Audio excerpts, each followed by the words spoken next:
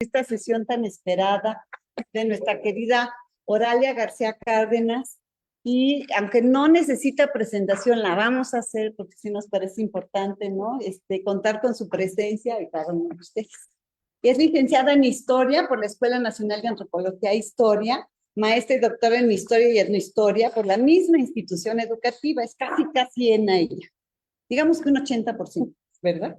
En los trabajos de investigación que ha realizado se ha dedicado principalmente a consultar y analizar colecciones fotográficas de archivos públicos y privados, no se comprenderá, y bajo la premisa de entender y analizar las imágenes como documentos históricos y su relación oral en la hemerografía.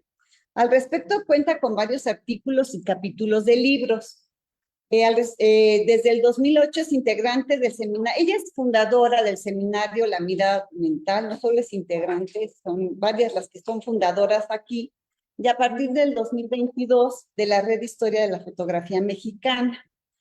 Es técnica académica, titular B en la sección de reprografía del Archivo Histórico de la UNAM y SUE, en donde ha llevado a cabo parte del trabajo de la digitalización de documentos gráficos y textuales que integran los fondos de colecciones del archivo. Desde el 2007 al 24 ha sido docente en 4 ediciones del diplomado en Archivos Históricos y Gestión Documental en dicha institución. Ha impartido asesorías especializadas en materia de reprografía dirigidas a varias instituciones y ha sido integrante de cuerpos colegiados como representante en el Consejo Interno y Comité Editorial del ISUE y actualmente es representante de las y los técnicos académicos del Consejo Académico del Área de Humanidades y las Artes de la UNAM. Y bueno, tenemos el gusto de ya se graduó como doctora, que ha sido un esfuerzo muy importante de su parte, tenemos que subrayarlo porque ella no gozó de una beca para hacerlo y a la par de estar trabajando desarrolló su tesis y su investigación, entonces nos parece muy importante. Y hoy nos presenta el tema de la Asociación Mexicana de Fotógrafos de Prensa y su contribución al desarrollo del fotoperiodismo mexicano. Pero sí quiero agradecerle su presencia porque es parte fundamental de este gran seminario que ya cumplió 17 años. Vamos para la mayoría de edad, jóvenes, ya vamos bañando la mayoría de edad. Y una cosa importante es que ella es muy generosa con su conocimiento, con sus labores. Entonces, muchas gracias, Ural. Estás en tu seminario.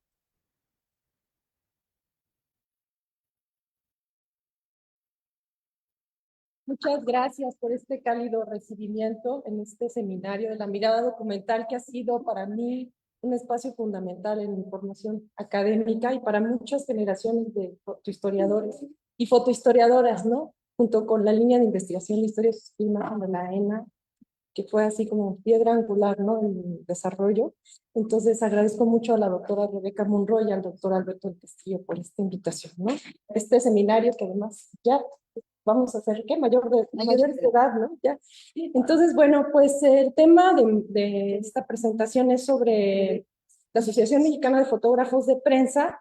El título se lo puse así como, y su contribución al desarrollo del fotoperiodismo mexicano, y me quedé pensando si era el título más acertado porque si era lo que definía o no a la asociación. Finalmente fue una conclusión a la que llegué, una de las de la investigación, pero sobre todo que estuvo marcado por su vínculo al poder político, ¿no? El poder presidencial.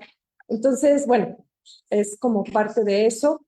Y también mencionar que esta investigación es producto de un largo proceso, ¿no? Que viene desde mi tesis de licenciatura y la tesis de maestría la tesis de doctorado es como la culminación de ese largo proceso de investigación, ¿no? Más adelante explicaré por qué. Y bueno, aquí tenemos, las imágenes se ven un poquito amarillas, pero es creo que la configuración del monitor. Para revisar este tema, bueno, era necesario saber un poco de los antecedentes históricos, ¿no? De la Asociación Mexicana de Fotógrafos de Prensa, todo lo que se ha escrito, los estudios sobre el fotoperiodismo en la época de la Revolución Mexicana, en la época postrevolucionaria. Ahí tomé como base muchos trabajos de John Brass, de Samuel Villela, Daniel Escorza, de la propia Rebeca, ¿no? De todo el periodo de la Revolución y de la posrevolución. de Ariel Arnaz, Mario, o sea, de varios autores, ¿no? Y Eduardo Ancira también, sí tiene un artículo muy importante. Y me interesaba ver cómo esta parte de los fotógrafos, los fotoperiodistas, los fotógrafos de prensa en distintas agrupaciones, ¿no? Como antecedente tenemos pues, la Asociación de Fotógrafos de la Prensa Metropolitana, que se creó en 1911, y este es un recorte de la revista Hoy, que se publicó en el 49, y aquí vienen los nombres de los fotógrafos en ese momento de la revolución, ¿no? Muchos de ellos conocidos como Agustín Casasola, Leopoldo Toquero, Eduardo Meliado, Ezequiel Carrasco, Ezequiel Álvarez, Miguel Casasola, Isaac Moreno, Antonio Garduño, Jerónimo Hernández, Abraham Rupercio, Samuel Tinoco y Víctor León, ¿no? Entonces, bueno, ellos también organizaron en ese momento una exposición, ¿no? Fue la primera exposición de fotógrafos de prensa que se llevó a cabo en ese momento. Y bueno, esta otra imagen corresponde a un artículo de Daniel Escorza, que se publicó en la revista Dimensión Antropológica, y ahí, bueno, también vienen descritos quiénes eran los fotógrafos, ¿no? Que aparecen en la imagen. Lupercio, bueno, Ezequiel Alberto Tostado, sí, Enrique Díaz, Enrique Díaz es el Lupercio, niñito que el está niño, que no viene el nombre, pero ahí está, ¿no? Manuel Ramos, Antonio Carrillo y Jerónimo Hernández.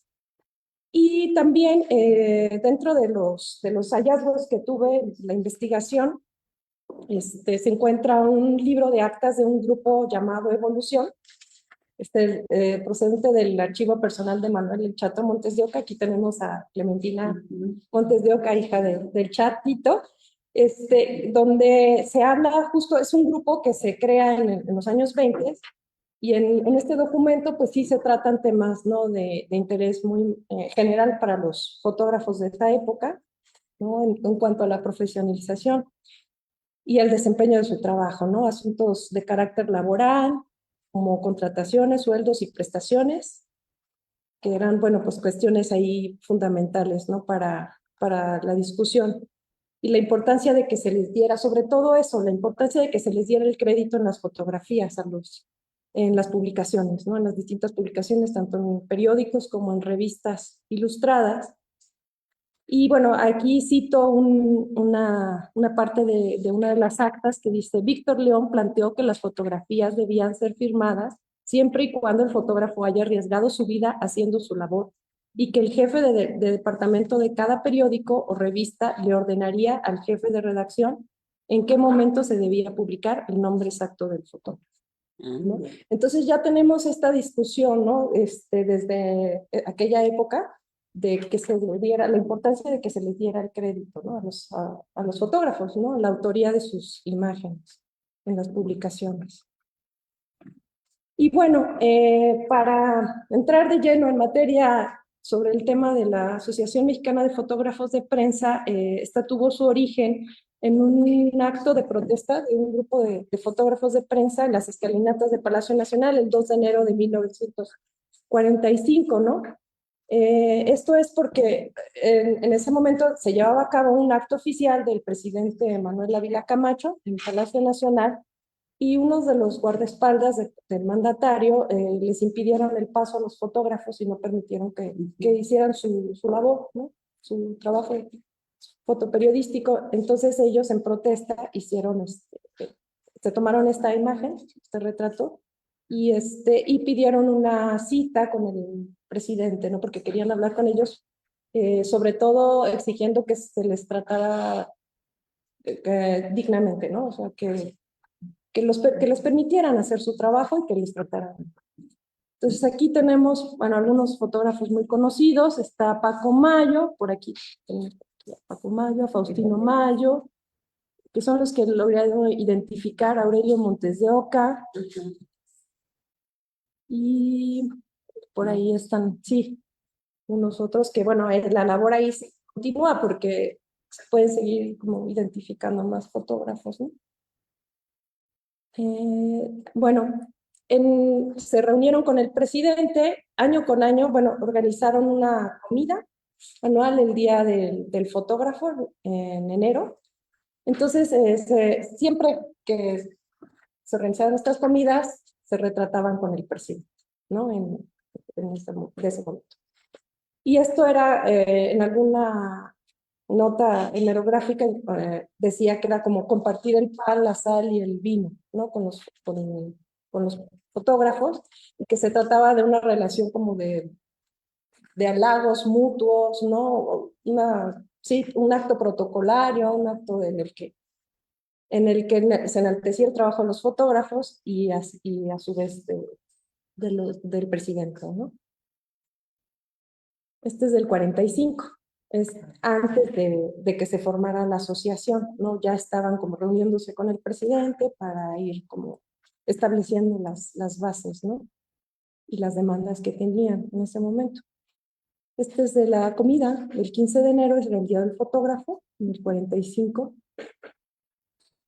Y bueno, también están ya identificados algunos de ellos, por aquí los podemos ver.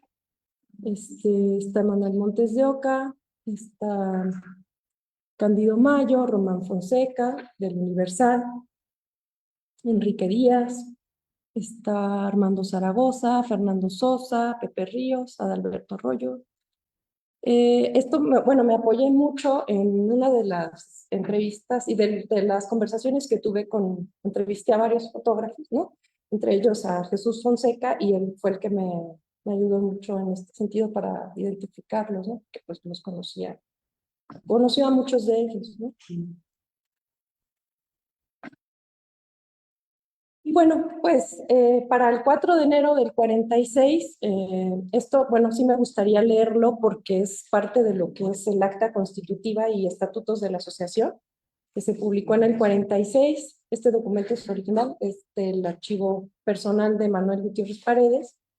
Entonces dice así: el 4 de enero de 1946, en las oficinas de la Unión de Fotógrafos Taurinos, ubicadas en la calle de Uruguay número 37, en la Ciudad de México, se reunieron un grupo de 38 fotógrafos de prensa y camarógrafos de noticieros cinematográficos, con el objetivo de dar comienzo a las discusiones para materializar y constituir la Asociación Mexicana de Fotógrafos de Prensa como asociación civil.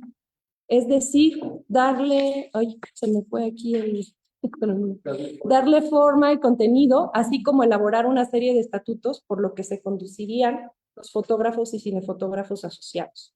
En ella estuvieron presentes Salvador Pruneda, quien coordinó la asamblea, Anselmo Delgado, encargado de llevar el acta, Enrique Díaz, Luis Sendejas, Ismael Casasola, Faustino Mayo, Manuel Montes de Oca, Antonio Carrillo Jr., Adalberto Arroyo, Fernando Sosa, Enrique Sosa, Rafael Sosa, Genaro Olivares, Miguel Flores, Vicente Cortés Sotelo, Aurelio Montes de Oca, Armando Zaragoza, Benjamín Ruiz, Ignacio Sánchez Mendoza, Jorge Valderas, Martín Aguilera, Alfredo Villaseñor, Manuel Madrigal, Antonio Almanza, Emery Weiss, Juan Rodríguez, Daniel García Orduña, José Ríos Ortiz, Fernando del Villar, Adalberto Violante, Miguel Garza Noble, Francisco Urbina, Guillermo Mendoza, Román Fonseca, Daniel Caso, Antonio Alonso Rangel, Mauricio Casasola y Julio Gutiérrez. En el orden del día de dicha sesión constitutiva, los fotógrafos de prensa y cinefotógrafos acordaron por unanimidad se denominara la agrupación como Asociación Mexicana de Fotógrafos de Prensa, y quedó asentada la designación provisional de cargos directivos. Salvador Pruneda como presidente de la asociación, Enrique Díaz como secretario del Interior, Adalberto Arroyo como secretario del Exterior, Fernando Sosa como secretario tesorero y Anselmo Delgado como secretario de actos. Ahí está. Y bueno, en los estatutos de la asociación, además se asentaba que la AMFP, así se le conocían las siglas, tendría jurisdicción en toda la República Mexicana y quedaría conformada por fotógrafos de diarios y revistas, noticieros cinematográficos y otros medios de publicación gráfica de noticias en el territorio nacional. También se determinaba que los fotógrafos de prensa de periódicos y revistas y otros medios impresos de la República Mexicana conformarían una asociación nacional para la defensa conjunta de sus intereses, para la mejoría técnica de sus miembros y para fines de ayuda mutua. Cierro cita. Aquí hay que hacer hincapié en que se establecería la Ciudad de México como sede de la asociación. No obstante, pues la agrupación tenía delegaciones en otras partes del país. En los estatutos también se establecieron la periodicidad de las asambleas, las cuotas que debían aportar los socios, las sanciones, sus intenciones en buscar los mecanismos para una mayor capacitación y mejoramiento técnico, un espacio para sus asambleas, en el que también habría una biblioteca, laboratorios y espacios donde pudiera tener actividades recreativas. Y además se surgió, digamos, la inquietud de la necesidad de contar con atención médica en caso de enfermedad y accidentes de trabajo. Estas eran algunas de las cuestiones más importantes, ¿no?, que establecía los estatutos de la asociación.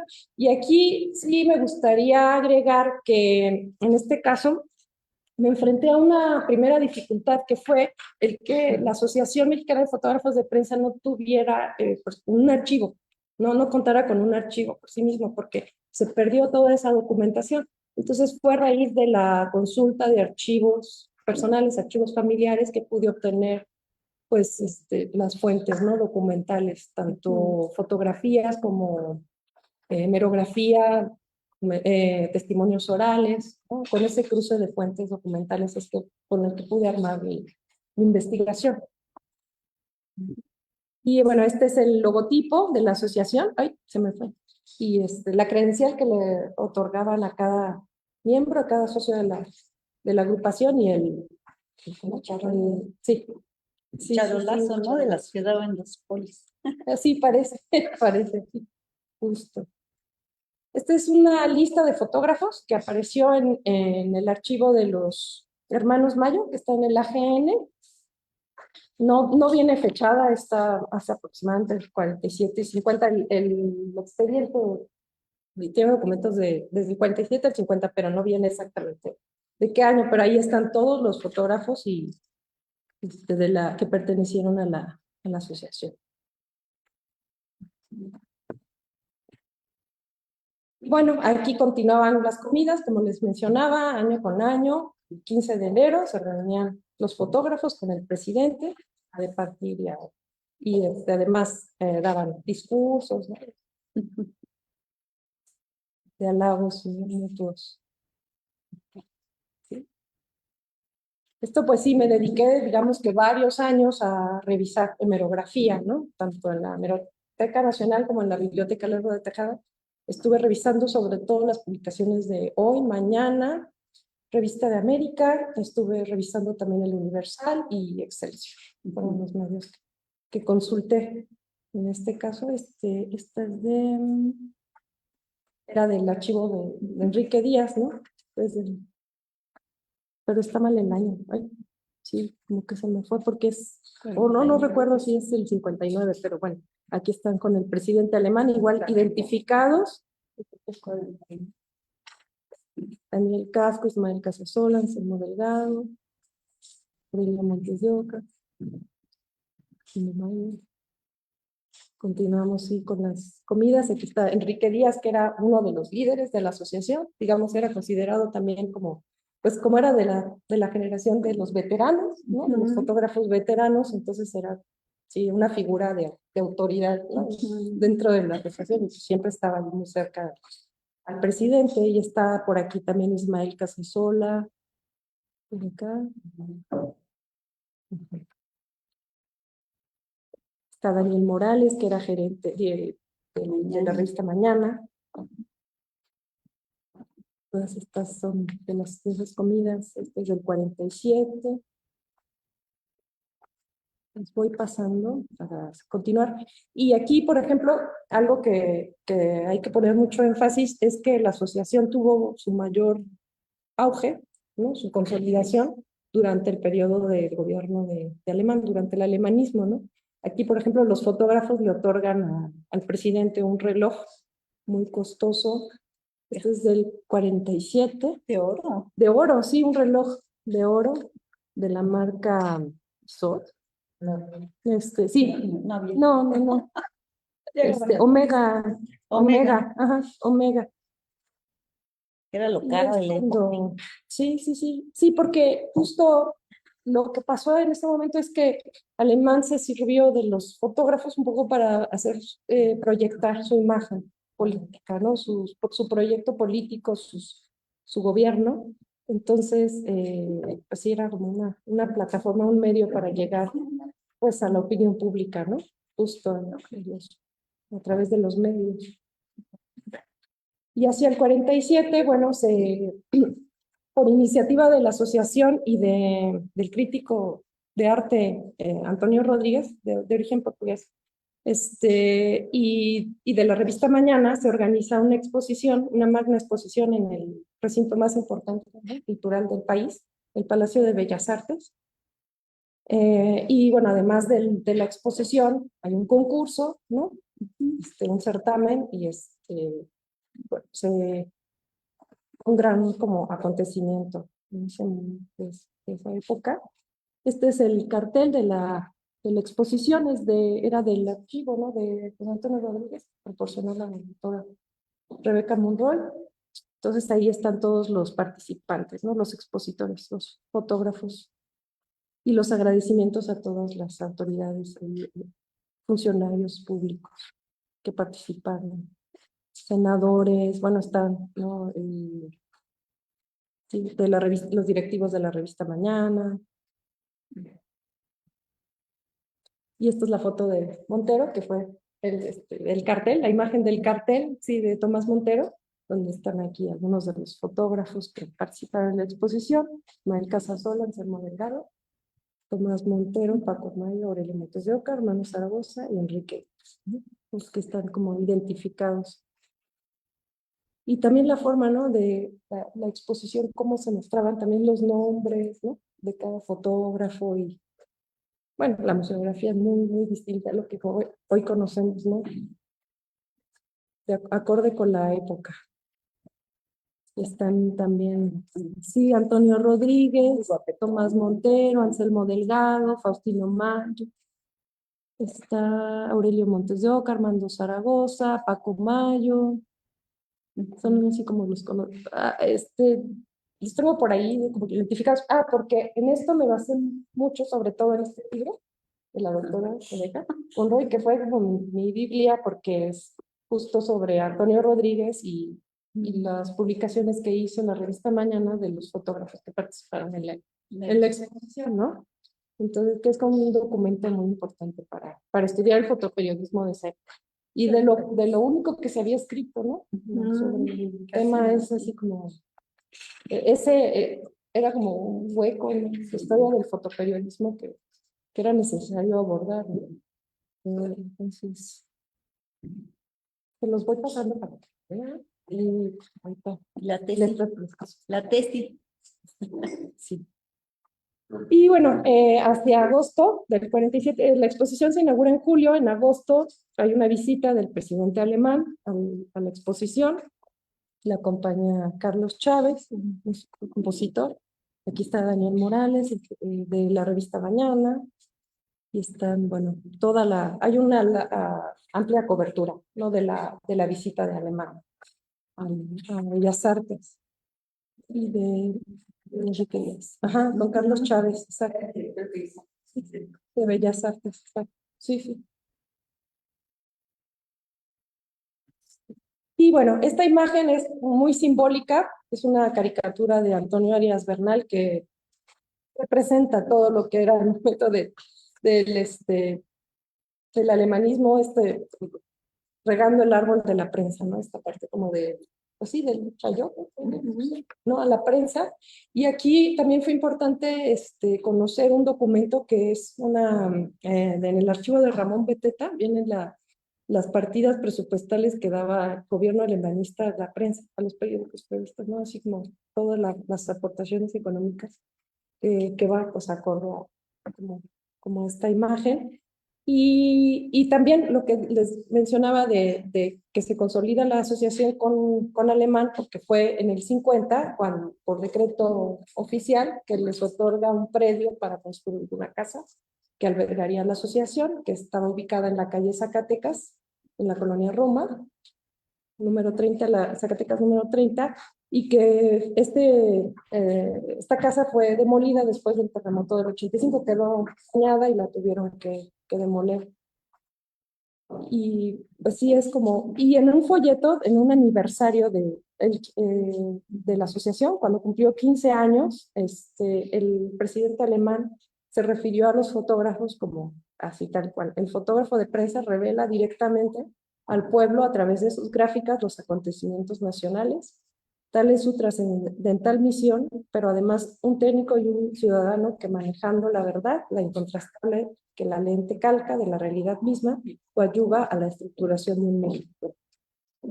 ¿No? Pues era todo el discurso, ¿no? En torno a este proyecto político. Igual, Luis Cortines también, en este folleto de aniversario, mencionan que los señores fotógrafos de prensa realizan una parte muy importante de la tarea periodística, pues en verdad manejan la historia y la información, ¿sí? Como de verdad, valores que los distinguen entre todos cuantos tienen el periodismo por oficio. Y aquí vemos al presidente pues, justo posando con una de las cámaras de los fotógrafos, ¿no? De prensa, jugando con la cámara, poniéndose en el papel del fotógrafo y en este diálogo. Y hacia el 49, platicando sí, para adentro, ¿verdad? okay, hacia el 49, la asociación organiza un concurso, un certamen de belleza, es el de la reina de los fotógrafos, en el que es premiada la actriz Carmen Yolanda Varela. Le hacen toda una ceremonia, una coronación, va Cantinflas, un discurso, llevan un elefante y luego hacen un desfile, ¿no? Con un carro alegórico. Eso lo supe hasta hace poco porque Marta Patricia me comentó que en el archivo de Tomás Montero pues todavía, ¿no? Unas fotos de este desfile. Wow, aquí está, sí, justo. Con una Graflex, un carro alegórico, una Graflex, la reina y las princesas, ¿sí? La coronación. Y aquí retratados con la reina y las princesas, todos los fotógrafos.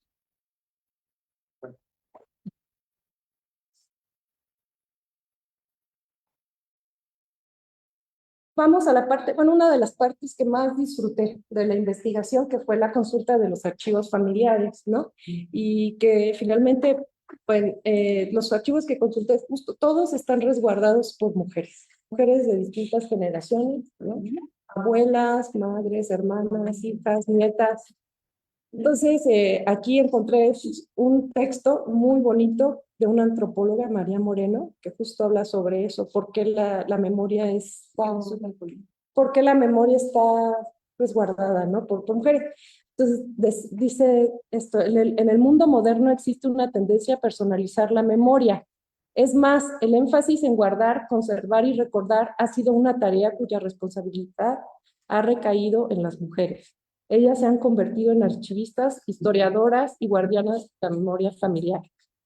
Las mujeres administran estos conjuntos de fragmentos de distinto orden que animan la construcción de las memorias familiares. Objetos que pertenecieron a antepasados, álbumes familiares, recetas de familia, recuerdos de viajes, de bautizos, primeras comuniones y matrimonios. Sin embargo, todo esto no constituye de por sí la memoria familiar hasta que no se realice su interpretación. Esto es, hasta que efectuamos el trabajo de la memoria consistente en darles algún significado. Que es, bueno, prácticamente lo que yo encontré en estos archivos, ¿no? Este interés, esta preocupación genuina y de resguardar ese legado familiar, ¿no? De sus familiares fotógrafos, pero también como parte de su propia historia, de su propia identidad, y de la importancia y el reconocimiento y el valor que le dan a esos documentos, ¿no? Para la historia del país, ¿no? No solo para la historia del fotoperiodismo, sino para la historia social, cultural, ¿no? Política del país. Entonces, uno de los archivos que consulté precisamente fue el de Manuel Chato Montes de Oca, Saunier, que aquí está su hija, que es quien resguarda los documentos, que además se dio a la tarea de escribir un libro de memoria, ¿no? Se los recomiendo mucho. Creo que iba a traer algunos ejemplares, ¿no? Sí, sí, sí, la belleza. Y pues gran parte de lo que aquí lo que hice fue seleccionar, digamos, 4 fotógrafos. Sí, ahí está el libro de las memorias. Y bueno, me aboqué al trabajo de 4 fotógrafos, pero de la consulta de sus archivos, como 4 fotógrafos que desde luego pertenecieron a la asociación. Y bueno, a partir de las fotografías y los testimonios orales, pues como reconstruían un poco, me interesaba mucho reconstruir como la vida, la trayectoria de estos fotógrafos y sobre todo de verlos así como sujetos, ¿no? Sujetos sociales, sujetos históricos dentro de, y su importancia dentro del fotoperiodismo. Entonces, Manuel El Chato Montes de Oca fue fotógrafo que trabajó durante muchos años para el Universal, ¿no? Empezó desde muy chavito, los 13 años, ¿no? Sí, ¿no? ¿A Sí, los 13 empezó? Desde muy jovencito. Empezó desde muy jovencito su padre a trabajar en el Universal. Pero empezó a trabajar ya en el Universal a los 22. Ajá, sí. No, perdonen, a los 17 años. Sí. En 1922 y él nació en 1905. Pero ya había trabajado en varios periódicos, en la revista Zigzag, en la American Photo, donde estuvo en el laboratorio. Por eso él era excelente laboratorista. Él conocía todos los trucos que en ese tiempo se podían hacer. Claro. Dar sombra con las manos, la limpiadora, darle más luz, cosas que nosotros veíamos que nos sorprendían. Pero esa fue, y cuando era un niño que estaba en la escuela, y por unos 10 años, hacía unas impresiones en papel sólido, dijo él. Aunque lo dejó escrito, no entendía, yo no alcanzo a entender cómo era el proceso. Creo que era un papel muy sensible a la luz solar. Y con eso lograba hacer impresiones de los artistas que había en ese momento de fama y las vendía en sus escuelas. Hay así como muchas historias de cómo incursionó en la fotografía, cuál fue el interés, ¿no? La motivación que tuvo y las relaciones también que tenía con otros fotógrafos, ¿no? Como Víctor León, como el Chino Pérez, porque tenía amistad, relaciones muy amigas. Ellos eran compañeros de trabajo, pero a pesar de que estaban en medios diferentes, la hermandad era muy grande. Muchas veces me apoyaban. Si alguien no tenía una fotografía, le pasaban algo del material para que cumpliera con su misión informal. Tenían actitudes muy bonitas, no sé, de conceptos de amistad y cariño. Sí, muy bien. Entonces, el Chato Montes de Oca captura esta imagen que se volvió pues, muy importante, una imagen icónica de un enfrentamiento, ¿no? Entre los Camisas Doradas, un grupo anticomunista de extrema derecha, con un grupo de choferes del Frente Único del Volante, que formaba parte del Partido Comunista Mexicano. Esto fue durante una conmemoración del aniversario de la Revolución Mexicana, 20 de noviembre del 35, y esta fotografía ganó el premio, el certamen, aquí está la entrega del premio, el tercer lugar, ¿no? En la exposición, en el concurso de 47. Entonces le otorgan una cámara, una Speedgraphic. El director Daniel Morales, el director de la revista Mañana, hace entrega de una cámara. Bueno, también es parte de la historia de esta fotografía y cómo la concibió y la construyó, pues bien relatado en este libro de memorias, ¿no? Del Chato. Y esta es, bueno, la consulta ya propiamente del archivo con Clemen en el 2018. Sí, esto fue en el 2018 y llegué a casa y tenía ya no había dónde sentar, llena de fotografías, credenciales, objetos que eran de gran valor para el fotógrafo, ¿no? Como la boina de Trotsky, la bola de cristal de una divina. Aquí. De una divina, ahí está la boina. Aquí está la boina. Las credenciales. ¿Está la bola? Está aquí. Junto a la boina. Ajá. La boina. Sí, ¿cómo se la regaló? ¿Cómo se la regaló? La bola estaba por ahí. Lastiman a todos, que Ramón no quieren, se lo llevan a la Cruz Verde en Victoria. Se tuvieron que hacer el reconocimiento de los hechos, no hay la policía, llegaron todos. Y en algún lugar, en alguna foto aparece la cachucha en una silla. Pues ahí estaba, ¿verdad? Y Estaba solita. pues se la llevó. Entonces se la guardó, la atesoró, era algo. Ay, Sí. un personaje tan importante. Y según lo que platicaron en mi casa, el Partido Comunista Mexicano habló con él y le dijo que sabían que tenía la prenda y le daban dinero, pero que la regresaran, se las diera a ellos. Como comentábamos, probablemente para tenerlo como un triunfo de que tenían algo de él, alguna cosa, no sabemos. Pero él dijo, pues, no, la cachucha es mía y es parte de mi trabajo y me quedo con. Entonces se ha conservado, pero lo que podemos decir guardada, pero protegida, tiene su etiqueta, sello que le da su necesidad, y pues la tenemos ahí en casa y ahí permanecerá guardada.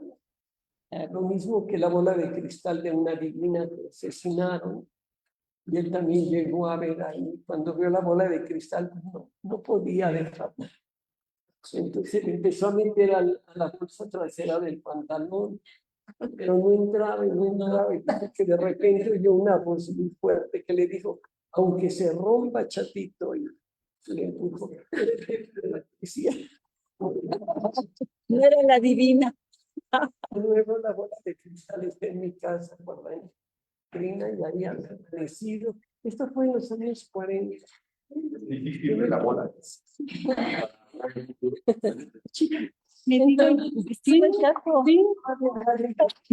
Entonces, todos esos objetos pues forman parte del archivo, ¿no? De Manuel Montes de Oca. Y las memorias es muy importante recuperarlas, justo también de otro fotógrafo contemporáneo a Montes de Oca, el Chino Pérez, que trabajó para la prensa, que escribió un libro de memorias, ¿no? Que hizo favor de prestar Arturo. Eso, Arturo. Y bueno, pues sí es como importante recuperar todas estas experiencias de los fotógrafos, ¿no? Chinito era una gente muy Que lo conoció, ¿no?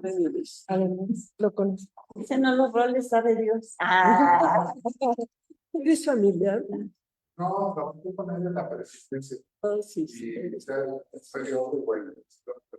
Sí. Lleno de historias y muy amable esto que me muy amigable, amables. Sí, siempre muy bien vestidos y siempre muy cuidados. Y además toda Sí, todo. de hecho, se le Señor conoce C3, de las artes. señor C3. ¿Qué?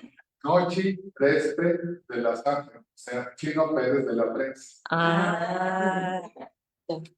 Y este es el libro de las memorias, ¿no? De Escándalo, Manuel Chato Montes de Oca, fotógrafo diarista, 1905-1980, Memorias de Familia, y de ahí quiero recuperar un testimonio muy bueno, de la propia Clementina, que decía justo esto, ¿no? Mi padre no era hombre de muchas palabras, no gustaba de platicar constantemente de los hechos que le tocaron vivir o cubrir periodísticamente y las tragedias que enfrentó. No obstante, había momentos en que se sentía cómodo y dejaba correr sus memorias, ¿no? Y es cuando platicaba de todas sus hazañas periodísticas.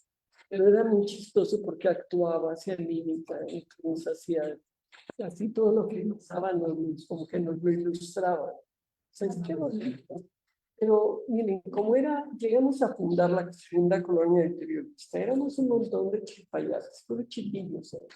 Entonces las casas siempre estaban llenas de niños, no había puertas, no había rejas, nada, nos salíamos por donde queríamos. La colonia era muy segura, muy cerradita. Entonces, cuando pasaban esas cosas, pues estaban ahí todos y todos oíamos las historias. Y a la fecha, los que nos podemos reunir, todos nos acordamos, revivimos aquellos momentos que eran como sorprendentes, ¿no? Para nuestras ciudades. Sí. Y bueno, pues ahora vamos a pasar a otra parte. los dos últimos capítulos de la tesis están dedicados a estos fotógrafos, ¿no? También a Tomás Montero, que pues, tuve la oportunidad de consultar su archivo y que fueron muy generosas ahí, Marta Patricia, sus primas, ¿no? Bueno, toda la familia. Ahorita vamos a platicar de eso justo, de las mujeres, y me proporcionaron pues estos documentos para ir sí, construyendo la vida de este fotógrafo, ¿no? Que Tomás Montero era originario de Michoacán y tiene una formación como artista plástico, ¿no? En la Academia de San Carlos.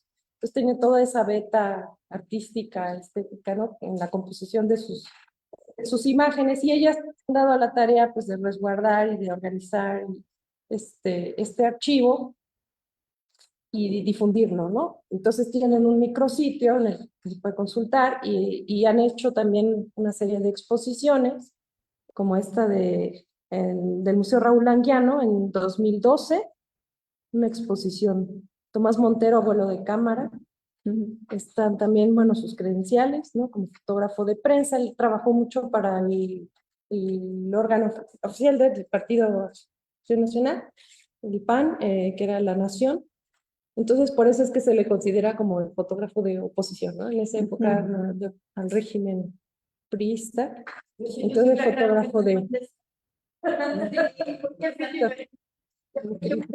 Tiene mucho acá, de su particularidad. Claro. Estuvo en la Academia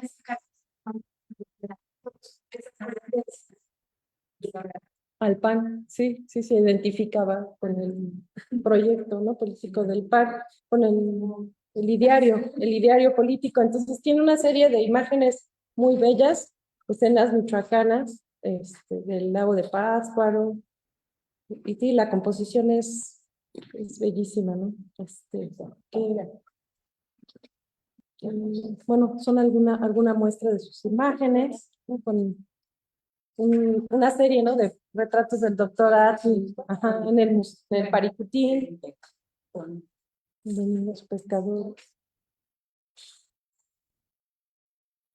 Y aquí tenemos a las mujeres, ¿no? Que componen la familia, las 3 generaciones de la familia que han estado trabajando, digamos, en ese archivo, empezando por su viuda, ¿no? La viuda de Tomás Montero, la señora María Luisa Guzmán Gómez, Marta Patricia Montero, que se encuentra aquí presente, su hermana Claudia Montero Patiño y sus primas Silvia Sánchez Montero, Julieta Sánchez Montero y la hija de Silvia, Tania Martínez Sánchez, ¿no? Que también ha estado trabajando. El interés, y se inauguró una exposición el 22 de octubre del 2015 en Tlatelolco. La exposición la curó la doctora Laura González, Tomás Montero, el fotógrafo de oposición. Ya 10 años. Y bueno, me interesaba también ver mucho esta parte de cómo organizan ellos cómo organizaron el archivo, ¿no? Porque finalmente yo trabajo en un archivo, entonces siempre me llama mucho la atención todo el trabajo que hay detrás, ¿no? De la organización y del resguardo, bueno, de la organización de los documentos, ¿no? De la fotografía. Las mantienen en sobres y carpetas, tienen carpetas con recortes hemerográficos, con reconocimientos, ¿no? Que le dieron a su abuelo.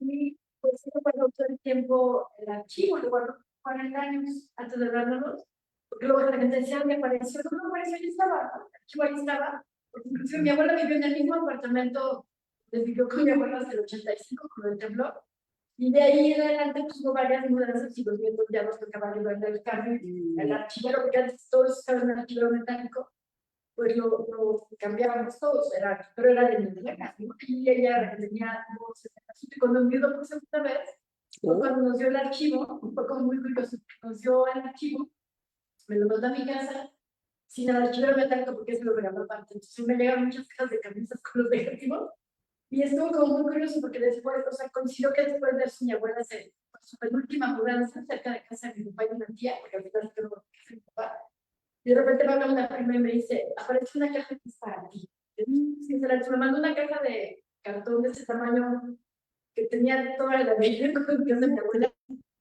con sus credenciales, los documentos de la UNAM, muchas tecnologías, el diario, un montón de cosas que de repente era como que había aparecido. Yo dije, qué bueno que hay que trabajar con él. O sea, se vino a... Y ya se había mudado y los documentos, ¿no? Que se han ido agregando, les estoy agregando, pero publican algo, entonces ya fue parte del chulo. Claro.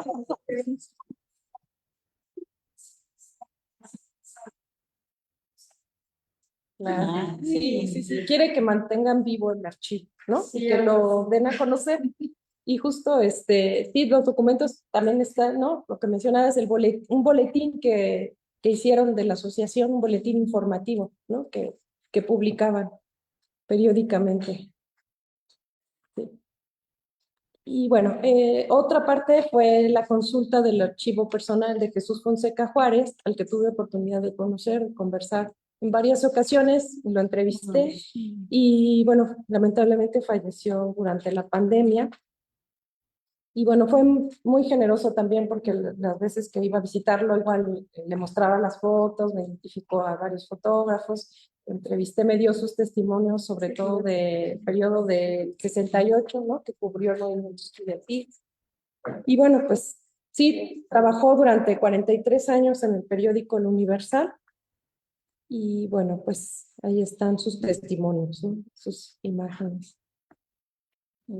Y bueno, mostrándome ahí sus cámaras, sus speed graphic, ¿no? Graphics, ajá, graphics. Sí, claro. 2016, que bueno, eso me imagino que ahora lo conserva su hijo. Bueno, no he tenido chance de platicar con el hijo, pero debe tener las cámaras y las fotos que conservaba. Sí, sí, sí. Y bueno, fue fotógrafo como muchos fotógrafos de prensa, cubrían, ¿no? Todos los temas posibles, ¿no? Deportes, espectáculos, política, cultura, ¿no? Entonces, trabajó también para el Politécnico, la revista deportiva SAS.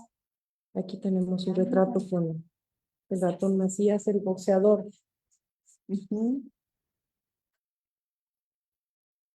Son alguna muestra de sus imágenes. Estas son de dos temblores, del terremoto del 62 y del 85. El cocodrilo, el famoso cocodrilo, ¿no? El taxi. 19, Y bueno, la mayor parte de sus imágenes, de sus fotografías, se encuentran en el archivo del Universal, ¿no? En el periódico. Pero él conservaba algunas copias, algunas impresiones, ¿no? Sí.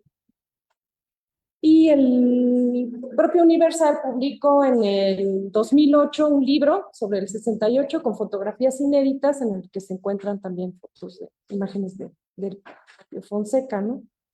Del movimiento estudiantil del 68, como la manifestación del 27 de agosto en el Zócalo, la llegada de la marcha del 27 de agosto, y este es del meeting en la Plaza de las Tres Culturas, el 2 de octubre. ¿Estaba subido? Sí. ¿Chihuahua o qué? Sí, parece, ¿no? En Chihuahua sí parece como... De hecho, tiene una anécdota ahí en una de las entrevistas que le hice que el propio mariachi, Manuel Paredes, le salvó la vida el 2 de octubre porque lo iban a golpear. Sí, que lo protegió.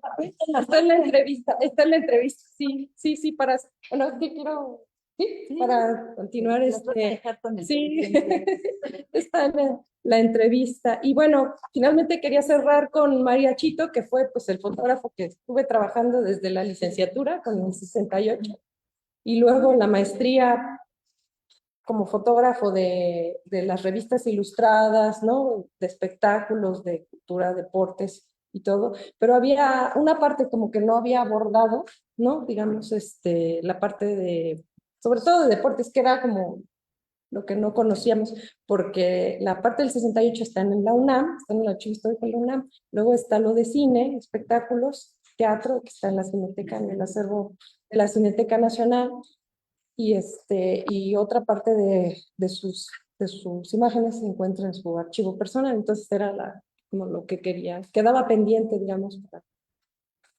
explorar, para cerrar el círculo. Entonces, bueno, este es un reportaje que se hizo en el 39, que explica cómo se hizo fotógrafo Mariachito, ¿no? Que era un niño arriero que emigra a la Ciudad de México en los años 30, conoce a Ismael Casasola, trabaja con él en la revista Hoy, se forma como fotógrafo desde muy chiquito, empieza limpiando sus cámaras y todo, ya. Entonces se transforma de niño del campo a niño de la ciudad, ¿no? Y está la foto con Casasola, con su maestro. Ismael, con Ismael, sí, con Ismael, y bueno, aparte de su archivo también están sus acreditaciones como fotógrafo de prensa, un reconocimiento que le dieron en el 64, la asociación, y este es del 58, esta imagen de la campaña de López Mateos.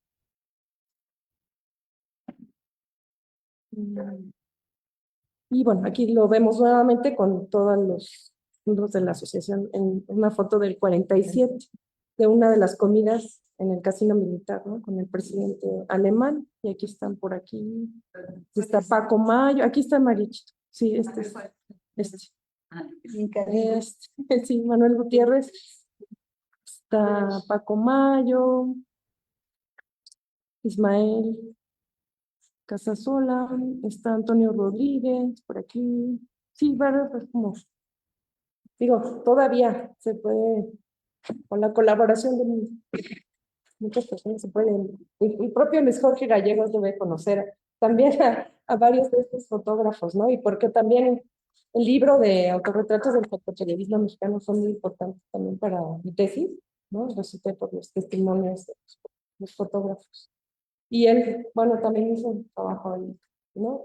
Conociendo a los sobrevivientes, ¿no? De la asociación, algunos de ellos. El trabajo en el archivo con la hermana de Manuel Gutiérrez Paredes, que es la señora Celia, que es la que conserva parte de su archivo, ¿no? Los sobres con los negativos, y algunas impresiones, credenciales, y estas son las fotos que están ahí, justo de diversos temas, ¿no? La primera es el primer congreso contra la intervención soviética en América Latina, un congreso latinoamericano anticomunista del 54, del que está referido en algún texto de un investigador de aquí del Mora, de Mario Vigilio, Santiago, escribió un artículo sobre ese congreso, mencionando ese congreso precisamente. Están fotografías de vida cotidiana, ¿no? En los 50, la década del 50, una entrevista a Diego Rivera del 55, que fue hecha para una de las revistas donde trabajó, no recuerdo exactamente, ahorita no tengo el dato. El homenaje de cuerpo presente a Frida Kahlo en Bellas Artes en el 54. Escenas de vida cotidiana, un puesto de refrescos, una tienda, la fila para el camión, para el 54, un partidor de periódicos, voceadores, un mercado. Y sí, ese tipo digo, es solo una selección. Y de deportes, ¿no? Que era como la parte que quedaba ahí. De béisbol, de fútbol, de toreros, de boxeadores, de lucha libre. Sí, Alfredo Leal. Serie de Alfredo Leal. Está por ahí Manolo Espinosa Armillita, Manuel Capetillo y Alfredo Leal. Y aquí, bueno, es como muy, ay, se me fue, su estilo, ¿no? Muy característico de retratar a los personajes, siempre en portada, ¿no? Como ubicas como está aquí. Y los beisbolistas, los rojos, ¿no? Del Cincinnati, y la primera visita de Pele a México, ¿no? En el 59 con el equipo Santos. Sí, con 18 años. Sí, está Sí. 15 años, así. Está muy chiquillo. Y bueno, finalmente quisiera cerrar con esto, que esta frase de Kosoy que me parece muy, muy sugerente, ¿no? De Boris Kosoy. La fotografía es memoria y con ella se confunde, fuente inagotable de información y emoción. Memoria visual del mundo físico y natural, de la vida individual y social, Boris Kosoy. Fotografía y historia. Entonces,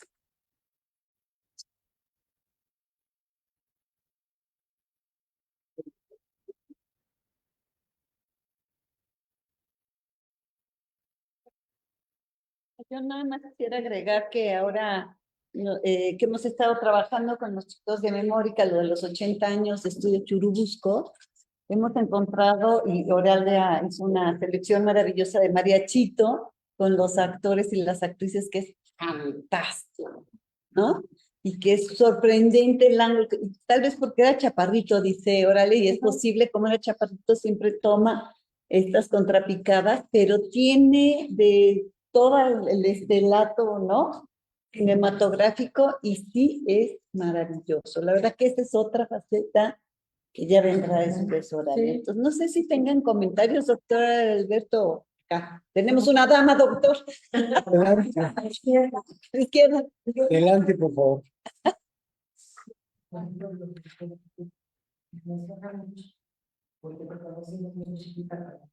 Mm.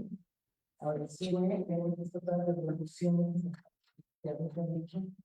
Y ya tenemos ese libro, ya lo quiero tomar con él, que ya se puede pronto, bueno, por leer, ¿no? Felicidades. Muchas gracias. gracias. Qué bello. ¿Algún comentario por allá, doctor? Bueno, yo me animo. Varias cositas.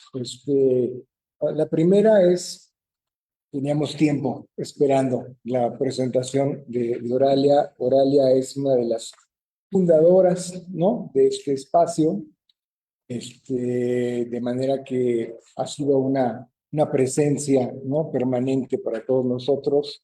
Ha sido muy interesante revisar tus trabajos anteriores, discutir hasta la saciedad de las fotos de Mariachito y compañía para el 68, de manera que, bueno, ahora ver un poco que te metiste con este tema de la asociación, pues me parece un reto muy, muy importante y un logro más, ¿no?, en tu reflexión. Entonces, sobre el tema, yo quisiera ponerte sobre la mesa dos temas, un poquito para conocer tu punto de vista. Yo creo que meterse con la Asociación Mexicana, ¿no?, de Fotografía de Prensa para ese periodo, que es 1946, ¿y cuándo cierra? 1970, es todo un reto, ¿no? Para muchos colegas es una etapa, no voy a decir nombres, pero para algunos colegas es una etapa que no hay que abordar, porque es una etapa de suyo muy maltratada por el poder, muy alineada con el poder.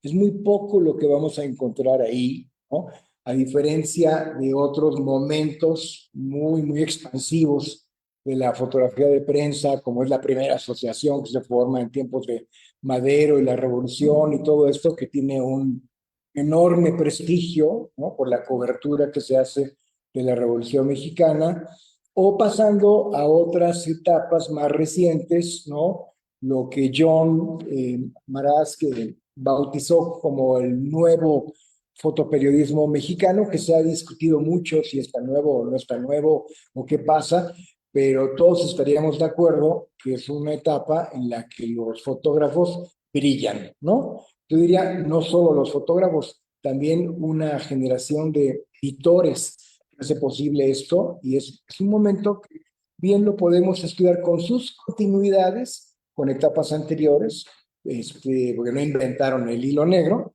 pero sí es, digamos, es una etapa que se puede discutir. En cambio, la etapa que tú agarraste es una etapa como muy desprestigiada de antemano, ¿no? Por el poder del PRI, por el poder del Estado que oprime, ¿no? Una prensa muy alineada. ¿Qué podemos esperar de eso? Entonces creo que por ahí el reto era muy importante. Y ahora que tú expones, uno se da cuenta, entiendo que son diferentes miembros de la asociación, pero que realmente es un espacio muy heterogéneo, incluso en cuanto a opciones políticas, de un Tomás Montero, ¿no?, extraordinario fotógrafo vinculado a la oposición, ¿no?, hasta seguramente otros fotógrafos mucho más cercanos a la perspectiva del poder. Vemos que hay un espacio ahí de matices, de claroscuros. Creo que es muy interesante acercarse al periodo y para darle, digamos, como como ese relieve, ¿no? Entonces yo por ahí te quisiera dejar eso como reflexión, ¿qué te parece, digamos, ese espacio como un espacio que no es un espacio homogéneo, sino que es un espacio muy heterogéneo donde uno puede encontrar diferentes trayectorias? Y en ese sentido, ¿qué límites encontraron estos fotógrafos, ¿no?, vinculados a este grupo en cuanto al poder del Estado? Pienso en la represión, pero no solo en la represión, sino sobre todo el poder persuasivo del PRI en términos de la corrupción, del chayote, de todo esto. ¿Qué parte juega, digamos, en tu trabajo a la hora de hacer como este análisis? Y la segunda cuestión, ahora que está Nidia aquí presente, ¿no?, con la que hemos platicado mucho, ¿no?, este concepto de las guardianas de la memoria que ella trae y que ha desarrollado. Yo pensé mucho en esto, en esta reflexión de Nidia para lo que tú estás mostrándonos, porque digamos que salta a la vista, están aquí presentes, ¿no? Doña Clementina, está ahí, hija, ¿no? La nieta de don Tomás. En fin, pareciera que hay ahí un concepto interesante en cuanto a la construcción de la memoria, algo que nos preocupa mucho en términos del fotoperiodismo. Lo platicamos con Luis Jorge Gallegos, que también está aquí presente y que le ha dedicado mucho tiempo también a esta reflexión. ¿Qué pasa con esos archivos, ¿no?, en un momento dado?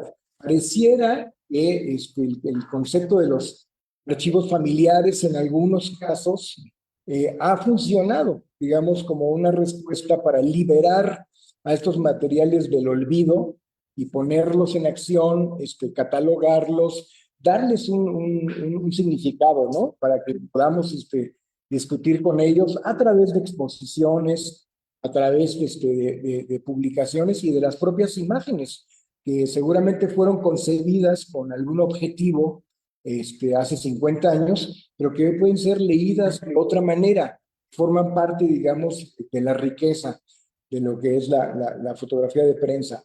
Entonces, un poco sobre ese concepto, tú que trabajas en archivos también, ¿cómo ves esta perspectiva de las guardianas de la memoria, de los archivos familiares, una forma de encarar este tipo de retos? Pero bueno, felicidades por todo lo demás. Adelante, caballero. Ok, bueno, yo también no daría muchas felicidades. Claro. Tres películas que leí. La primera de Mario Chico, la segunda de Mario Chico. Que de hecho, por último estaba un poco celoso porque decía, está entrando a mi familia. ¿No? Pero la verdad, muchas felicidades porque tú has abierto una veta muy importante para la década de los 40, justo lo acaba de mencionar Alberto, ¿no? Son este momento en el que el PRI parece topar todo y financia todo. Discutimos sobre ese documento, ¿verdad? Que hay más, ahí está el chayote, sí está documentado, ¿no? En esos años, no sé después. Pero ahí hay una relación importante porque a los fotógrafos les sirve del poder, se sirven del poder, y el poder se sirve de los fotógrafos. Y efectivamente, tú lo decías en tu tesis, ¿no?, ese imaginario de los 40 y 50, como ese México dorado, ellos nos lo muestran, ellos lo construyen, pero el medio, uno ve los regatistas, digamos las fotos que no salieron, están también los grises. Entonces yo creo que eso es muy importante porque al final se puede reconstruir y podemos entender esos años. Yo creo que hay que quitarle ese mote de, ay, un PRI aburrido, alemán, sí, pero ¿cómo? ¿No? ¿Cómo? Y ahí están viendo, armando el discurso visual con el discurso documental, vemos cómo se construye esa relación del poder. Y bueno, quizás aquí Luis Jorge voy a decir, como es ahora, ¿no? Que hay una relación también de los medios, lo visual, con el poder. Entonces, ¿cómo fue en los 80, en los 60, sabemos que era súper pico, ¿no? Entonces, yo creo que ver esa parte es fundamental porque ya vamos a poder superar lo de, es que el PRI controlaba todo. Sí, pero ¿cómo? ¿Cómo lo controlaba? ¿No? ¿Cómo le hacía? ¿Por qué había dinero? ¿No? Entonces, eso es muy importante. Vamos.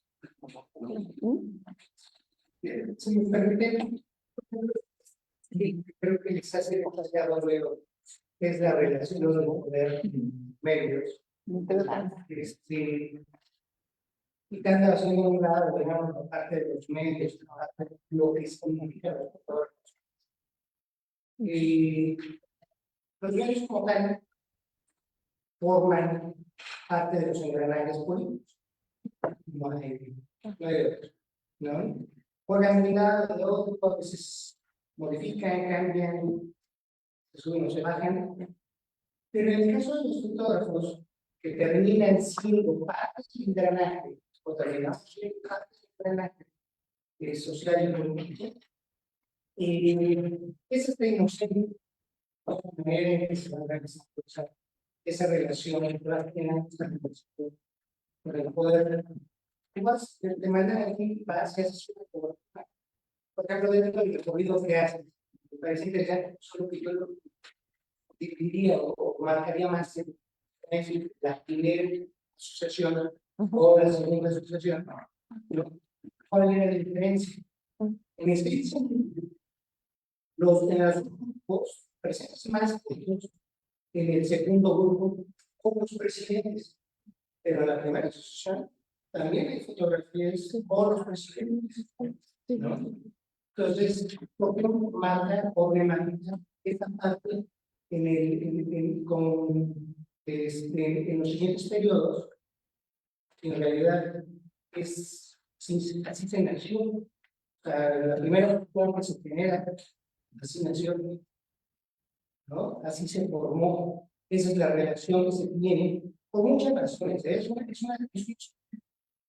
de sobrevivencia, no solamente de beneficio directo, que no había, no tenía, ese momento no había ni ahorita, bueno, antes, en muchos sentidos, hay muchas variantes, pero en esencia, la relación que tenía en ese momento, los medios se aplicaban un modo de miedo del Estado porque les daban el papel. Pues la pizza. Medio te da mucha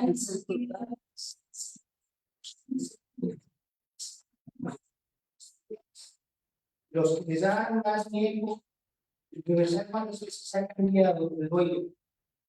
Este es de 1800. ¿Cuántas veces se ha cambiado el dueño? No es lineal, ¿no? Es un asunto de intereses por etapas. Entonces yo no los metería a los fotógrafos de prensa, no los metería en el sentido del interés como tal, aunque siempre han sido beneficiados de una relación que cambia más. O sea, tenías o no tenías relación con el Estado, era lo único que tenías. No había otro tipo de actividades, que había oposición, saber quién cumplía, pero hoy. Estoy recordando, porque su trabajo con López Obrador en Tabasco, de López Obrador, tú encuentras en la oposición, no encuentras fotografías de él. No existía, porque el Estado era completamente triste. Él mismo fue triste. No había mucho hacia dónde hacer. Esta relación que se tiene entre las asociaciones por el Estado es de mutuo acuerdo, porque me convienes, con lo que sea mal, lo expresa, pero lo tienen claro todos los políticos.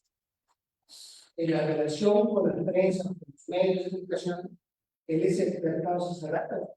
Marcos en el 94 tenía claro la importancia que tenían los medios de comunicación, los fotógrafos, que estuvieran de un lado o de otro, más allá del medio. Mm, y de tipo por el que se cubrían las culturas, independientemente de los por el alimento del medio. Entonces, creo que hay una constante, digamos, de la relación natural, sin justificar, de los medios de comunicación, de los fotógrafos dentro de los medios de comunicación, con el Estado, con cualquier poder político o económico. Esto es las. Pero digamos, tendríamos que darle un matiz distinto, estar clavado distinto, digamos, sin etiquetar, porque esa parte ya la teníamos. Por ejemplo, tú muestras el libro de Chino Pérez, pero también hay un libro de Antonio Reyes Zurita, que el libro se llama La historia del chayote. Ah, Sí. ese está bueno. Entonces, y ahí te narra su visión sobre esa relación con, con el poder, pero digamos, la manera de tener relación con el poder, con la prensa, es de muchísimas maneras, no es un solo. Hay 5 colonias en la Ciudad de México que se llaman colonias de periodistas. Si no es gratis. O sea, tiene en un sentido, toda una relación, una protección, ¿no? En la cual pues, estoy echando la mano, pero todos somos parte. Entonces, esas 5 colonias de periodistas que existen fueron durante distintas etapas. Me gusta mucho ese lugar. Claro. Perdón por extenderme. No, no, está bien, está muy bien. Abona mucho al diálogo. Sí, claro. Vamos viendo, justo. Sí, pues sí tienes razón. Bueno, Alberto, pues tú tocas 2 puntos claves, ¿no? El porqué de elegí este tema, ¿no? Y es finalmente, o sea, lo que habíamos dicho, ¿no? Que esta etapa del fotoperiodismo no había sido lo suficientemente estudiada, abordada, ¿no? Y sí merecía tener como ese lugar, ¿no? En la historia del fotoperiodismo, porque justo se había trabajado desde la revolución, desde la posrevolución y luego el nuevo fotoperiodismo, la ruptura que es 1968 que trae consigo este nuevo fotoperiodismo, pero sí era importante voltear a la mirada, ¿no? A estos fotógrafos y reconocer su trabajo independientemente de sus orientaciones políticas y de esta relación con el poder, este vínculo, ¿no? Con el poder político. Y que también esto que mencionaban alguna vez, ¿no? Porque era importante en ese momento, bueno, y ahora, justo como, y se hablaba ya de opinión pública, el propio Martín Ruiz Guzmán tenía un instituto, ¿no? Era un instituto de opinión pública, siendo director de la revista Tiempo. Ajá. Entonces, porque alguien me debatía y decía, no, es que en ese momento no se hablaba de opinión pública. Sí, sí, lo dicen los periodistas, lo dicen los discursos. Ajá, sí, viene de Estados Unidos.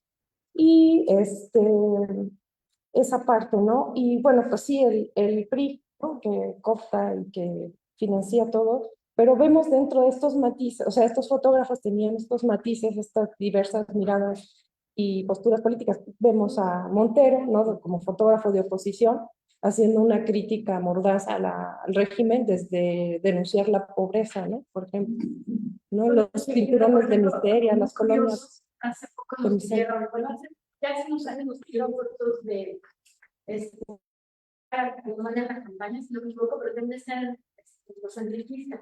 También los movimientos sociales. Ya.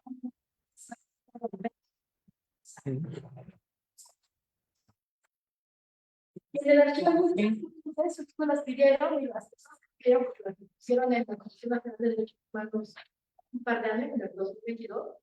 Ellos juraban que llegó el enriquista por el poco, ¿no? Y de hecho decían es que el enriquista como decían no era fascista, ¿no? Pero es como curioso porque él lo retrató bien, ¿no? Y a veces haciendo un documental les pidieron mucho material también, ¿no? Y es como curioso también porque en esa época mi abuelo escribió, yo digo, qué lástima que no le siguió porque me llamó diario en esa prensa y ponía los títulos que había hecho en el día y fotos. Las últimas fotos que ponen tienen que ver con las elecciones de este año, porque quizá, digo, ahorita no me acuerdo de memoria, pero es tal persona decidió que está mejor contar las actas en su casa y se las llevó. Luego habla de la política, ¿no? Dice la política va, ¿no? O sea, como que ya no me importa la política, entonces yo creo que ya no llevaría pero porque yo creo que hay un rendimiento que no vea en la política, aunque sí yo por mucha amistad con mucha gente del pueblo, ¿no? Digo, Claro. él como tenía esta faceta de lo del diseño, digamos, él diseñó la revista La Nación. Y ahora que falleció mi abuela nos encontramos más cosas, y entre lo que nos encontramos hay un escrito metodológico de Carlos Saquiel, diciendo qué cambios debería haber en la revista, ¿no? Que no sabíamos que estaba en la revista.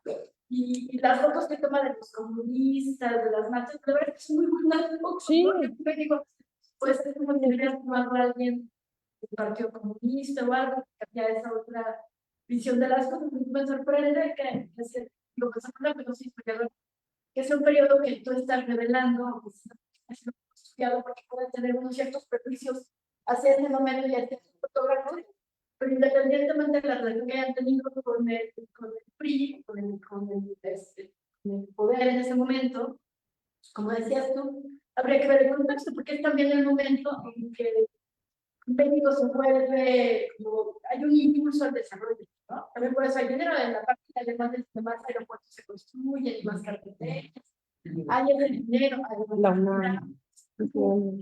una bonanza y una visión del país de que vamos a estar mejor en general.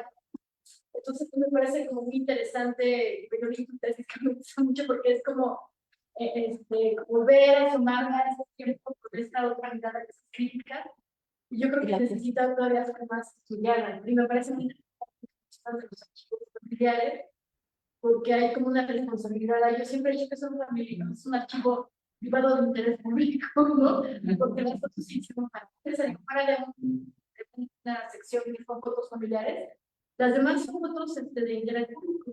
Y lo que hemos tratado de hacer, para volverlas a poner en presente, es que en el sitio web tenemos una sección que se llama Historia, y invitamos a personas, pues, escrito el director de la Filmoteca, la hija de Infante, la sobrina del director de la tratamos de ver quién tiene que ver con las cosas para que escriban al respecto y es como volver a actualizar de alguna manera.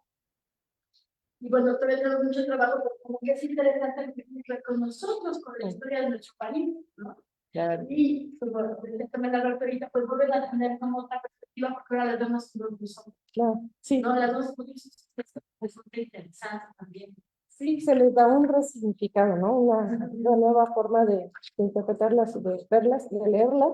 Y también esto que comentabas, Alberto, del heterogéneo, pues también tenemos ahí, por ejemplo, los Mayo, ¿no? Los Mayo que llegaron de la Guerra Civil Española, del exilio y todo, y también formaban parte de la asociación. Entonces sí es como, quizás habría que afinar ahí un poco el análisis, ¿no? De estas diversas miradas y posturas, ¿no? De cada uno de estos fotógrafos, que podría, o sea, el tema sigue, ¿no? El tema tiene muchas vetas, incluso, por ejemplo, se sabe de los fotógrafos de prensa, pero no de los cinefotógrafos, que también formaban parte de la asociación. ¿Quiénes eran, no? Esta relación, ¿qué relación tenían con los fotógrafos, los cinefotógrafos? Los fotógrafos del interior de la República, porque todo estaba centralizado en la Ciudad de México, ¿no? Pero hay otros fotógrafos en otras partes del país. Entonces también ahí eso es como otra beta. Y sí, lo que comentabas, Luis Jorge, que sí, las otras asociaciones tenían, digamos, ese elemento en común, ¿no? Con la relación con el poder, pero justo esa parte ya había sido como trabajada, ¿no? Con Daniel Escorza, con Ancira, con el propio John Brass, con muchos autores, que han estado descubriendo, digamos, todos estos fotógrafos, ¿no? Que habían sido borrados por la agencia Casasola, ¿no? De la revolución, desde la revolución con Rebeca. Entonces, sí era como importante y relevante, ¿no? Recuperar ese trabajo, ¿no? Y por otro lado, a ver, que se me va, lo de los archivos familiares. Pues sí, yo estoy convencida de que es una parte fundamental en la consulta, en las investigaciones, y sí reconocer el trabajo de estas mujeres, ¿no? Porque no han tenido recursos para, digamos, para comprar materiales de conservación, para las fotografías, las guardas y todo, y han buscado desde sus propios, ¿no?, bolsillos, han estado, desde sus propios medios han estado solventando, ¿no?, esos gastos. En el caso del Archivo Montero han organizado rifas, han hecho, ¿no?, venta, publicaciones de tarjetas postales y todo, para ir buscando de alguna manera también, porque no han sido, no tienen el apoyo institucional, ¿no? De de alguna institución, alguna dependencia que pueda en esa parte de la económica, y sí son guardianas de la memoria, estoy totalmente de acuerdo con el término. Y sí, es como esta parte de cómo se concibe y cómo se construye la memoria a partir de las mujeres, ¿no? La memoria documental, la memoria testimonial, ¿no? Y este interés de que se dé a conocer y que vaya pasando de generación en generación, ¿no? No, también dándole ese valor al interior de la propia familia, ¿no? Con las nuevas generaciones, en el caso de los Montero, pues, con las nietas, ¿no? Ahora con la hija de Silvia y con, bueno, sí, ya se hijo, sí, y todo sí, o sea, va pasando de generación en generación, ¿no? Este reconocimiento, esta labor. Y también mencionar que algo que no comenté es que en esta asociación pues no había, como pudieron ver, no había ninguna mujer, ¿no? Entonces esto también da indicios de que pues, era una sociedad, pues una agrupación masculinizada, ¿no? Un medio, más bien el medio fotoperiodístico en ese momento era totalmente masculinizado. Es hasta el nuevo fotoperiodismo cuando surge ya, digamos, más, ¿no? El trabajo de las fotógrafas, destacarlo. Y creo que, de lo de las colonias, ¿no? Justo, sí, y del chayote y las prebendas, pues sí, finalmente era una cuestión de beneficio mutuo, ¿no? Finalmente era, los fotógrafos recibían ciertos, ¿no?, prebendas y privilegios, y pues estaban convencidos, digamos, también de lo que hacían pues en esa relación, ¿no? Que para ellos era algo natural, ¿no? Era algo... Completaba el salario, ¿no? Sí, sí, completaba el salario, ¿no? Claro, porque tenían que mantener a sus familias, ¿no? Hace 15 años, pero decían que está. ¿Ah, sí? Sí, tú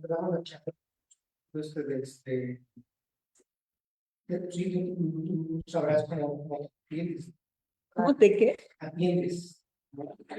Seguir. No, me atiendo así. Seguir con. O sea, en alguna época entraba ahí el logo de la asociación. Parecía una chava. Sí, claro. Sí. Y luego, en los 70, los finales de los 70, el brazo y salían a trabajar. Hay muchas historias ahí. Pero, digamos, en esta revolución, donde los medios no se ocupaban por pararte mejor, hoy por hoy no se ocupan por pararte mejor, ¿no? Los medios grandes, como Reforma, tenían 22 fotógrafos hace 10 años, tiene 7 fotógrafos. Y las variaciones que hay ahí, todos los proyectos, todos los medios, es una relación perversa. Sí, sí, claro, sí. Que sigue manejando y las aportaciones también de estos fotógrafos, ¿no? Lo podemos ver, por ejemplo, con Mariachito o con Fonseca, estas fotos que hicieron del movimiento del 68, ¿no? También que tenían un propósito inicial y al paso de los años pues van adquiriendo otros significados, y de reivindicación del movimiento estudiantil, ¿no? O sea, han sido como fotos de justo eso, ¿no? Como parte de la memoria visual del movimiento. Entonces, digamos que de cada uno de ellos se podría rescatar algo, ¿no? De los temas que fueron, los sucesos que fueron documentando, ¿no? A lo largo de los años. Pero en las colonias, todas las de 40, hay documentos en archivo general, presidentes. Sí. ¿Cómo se llama? ¿Cómo?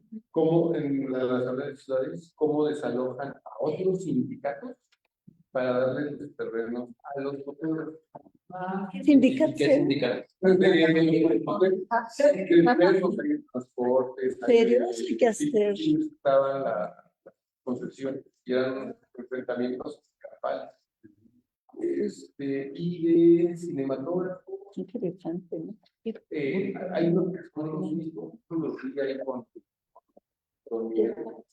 porque incluso hay una ceremonia de la y están te dicen los hermanos mayores, así la foto que tienes, el movimiento y narra. En Cineteca te dicen los perros, los créditos. Sí, sí. Ahorita los créditos tienen quién hace el laboratorio para que lo Que sigue usted abundando. Estás trabajando esa cuestión de vínculo entre los sindicatos. Me llama la atención porque en el caso específico de la SINAPEL, que ese era el sindicato nacional de telefonistas, se hizo, bueno, yo nunca he visto ningún documento, pero por la historia oral de mi familia, se hizo un convenio con el sindicato de, no sé si de técnicos manuales o perdón, la sección de técnicos manuales o con todo el sindicato vinculado al cine, claro, por el acercamiento que había con el Churubusco. Claro. Ahorita estamos hablando de fotógrafos de prensa y no quería hablar de cuestiones del cine porque son áreas diferentes. Sin embargo, mucha de la gente del cine, incluyendo a los fotógrafos, cinefotógrafos, por ejemplo, recuerdo el juego de la actriz de Esta Lavada. También ellos se fueron a vivir ahí a Sinatel por esta cuestión, ¿no? Y bueno, mi abuelo, Sayas Corona también.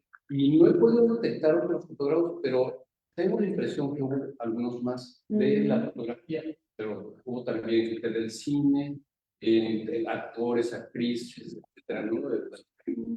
Y por el otra cuestión que estabas comentando, Luis, en relación a que ha disminuido la cantidad de fotógrafos de la prensa comparativamente con las décadas anteriores o medio siglo atrás o un siglo atrás. Me da la impresión que también yo creo, salvo que ustedes como expertos me den su opinión, que ha disminuido también por cuestiones tecnológicas, en cuestiones, no sé, del internet, de las redes, yo pienso, y en aquel, bueno, también otra cuestión que yo veía a grandes rasgos es siempre los gremios de fotografía, llámese la prensa, llámese el cine, eran muy restringidos, no era fácil accesar, yo lo pienso, ¿no? Salvo que ustedes también comentan de sus estudios o sus experiencias, ¿no? Y yo lo veía también, bueno, en el caso del cine, eran, por ejemplo, por la década de 1940 más o menos, en alguna ocasión, creo que era la revista Cinema Reporter, y que eran 7 fotos fijas. Y para 1954, cuando se hace la enciclopedia cinematográfica de Rafael Cortázar, eran, no recuerdo si 14 o 15 fotos fijas. Entonces, siempre el gremio fue disminuyendo. Y este vínculo que había de fotógrafos de prensa con fotógrafos del cine, por ejemplo, en el caso no mal recuerdo, si Carrasco, pues estuvo también en cuestiones de la época revolucionaria, más o menos, y el pasar al cine. Agustín Jiménez, bueno, aunque su historia es más bien de la cuestión artística, pero por ejemplo, los Martínez Solares, que aunque eran fotógrafos de estudio y que ingresan al cine a través de Alex Philip, a su vez, ellos también hacían fotografía cuestiones con el cine, pero en algunas revistas que aparecen ahí, ¿no? De los que yo me acuerdo. Pero siempre he tenido ese interés, por ejemplo, en el caso de Nacho López, que Nacho López, por lo poco que sé de su historia, que fue también alumno de Ricardo Racetti, que era, no me recuerdo, venezolano, y a su vez Ricardo Racetti tuvo un vínculo con Manuel Álvarez Bravo. Entonces, estos vínculos que se van dando entre la fotografía de prensa y la fotografía cinematográfica se me hace muy interesante. Digo, yo no he ahondado en eso más que así pequeños spots que me vinculan con lo que yo hago de lo de mi abuelo, pero se me hace muy interesante cómo fue ese desarrollo. Prensa, bueno, fotógrafos de estudio, prensa, luego cine y luego otra vez prensa, ¿no? Y se desarrolló, bueno, Héctor García también, tengo entendido que él en algún momento dado quiso o tomó clases, no sé si Gabriel Figueroa o con Manuel Alvarez o con uno de ellos, o con los dos. Y bueno, de alguna forma, pues, qué extraordinario, ¿no? Que para mí, digo, más allá de que estimo mucho a su familia y al maestro García y a todos ellos, la verdad, todo el acervo que de la prensa, pues más increíble. Perdón que ya me... No, muchas gracias. Niri, sí. Venga, Niri. Bueno, pues, gran trabajo que ya he tenido la oportunidad de ver la tesis y nos ofrece obviamente la parte del texto, pero también el trabajo de estos fotógrafos, la labor editorial que es fundamental, la puesta en página, y algo que a mí pues he estado trabajando y que me llama mucho la atención, el trabajo con los archivos familiares, porque no son contenedores de documentos, de materiales, de objetos, de toda esta parte de la materialidad de la memoria, sino también de los testimonios que a través de esta heredad, también la palabra y heredad, la experiencia, heredad, el conocimiento, pues también es fundamental para nuestro trabajo. Entonces, es un gran trabajo, realidad, muchísimas felicidades, y nos deja pues, muy entusiasmados con muchas cosas. Abordas algunos fotógrafos, pero en esta imagen que nos presentas de este grupo de fotógrafos, mi pregunta es si piensas continuar con otros miembros de la asociación, seguirles el rastro, ver su participación, porque bueno, es un grupo extenso y apenas nos está dando una cucharadita de lo que es la asociación, pero el interés también va hacia los personajes, como entre ellos todos. Gracias, Miriam, por tus palabras. Pues sí, justo esto que hablabas de la puesta en página, algo que yo quisiera resaltar es que a mí no me interesó tanto en sí como analizar las imágenes publicadas en la prensa, era más bien como analizar el papel de los fotógrafos como sujetos, ¿no? Como sujetos sociales, como sujetos históricos y como en lo individual, pero en lo colectivo, cómo funcionaban dentro de esta asociación, agrupación, ¿no? Quizás podría seguir, ¿no? Con esta parte del análisis, ¿no? La composición y todo lo que pueda aportar como documentos, ¿no? Históricos, estas fotografías. Y sí, pues me gustaría seguir indagando sobre ellos, digo, ir escarbando ahí en otros archivos, con, no sé, familiares, ¿no? Porque a estas alturas que ya todos han fallecido, ¿no? Por los años, los últimos murieron durante la pandemia de COVID, ¿no? Jesús Fonseca murió de COVID, José Luis Sendejas, de ese mismo año, en 2020, Humberto Sendejas, bueno, antes, ¿no? Murió un poco antes, sí, tú los conociste, ¿no? También Luis Jorge, algunos de ellos. Entonces, pero con las familias, ¿no? Se puede ir recuperando esas historias, esas trayectorias de los fotógrafos, y lo que sigue en este momento, sí, ahorita es publicar la tesis como libro, ¿no? Porque bueno, sí, esto es una probadita,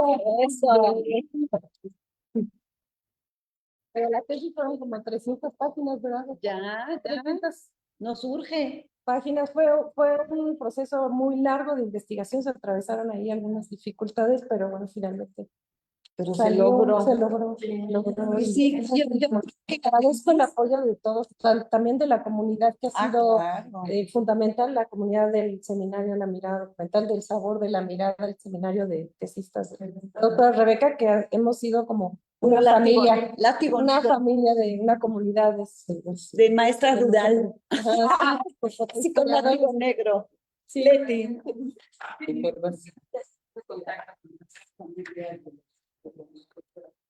De prensa, has hablado del título de los archivos que tienen, les has preguntado empiezan a hacer y lo quieren lograr.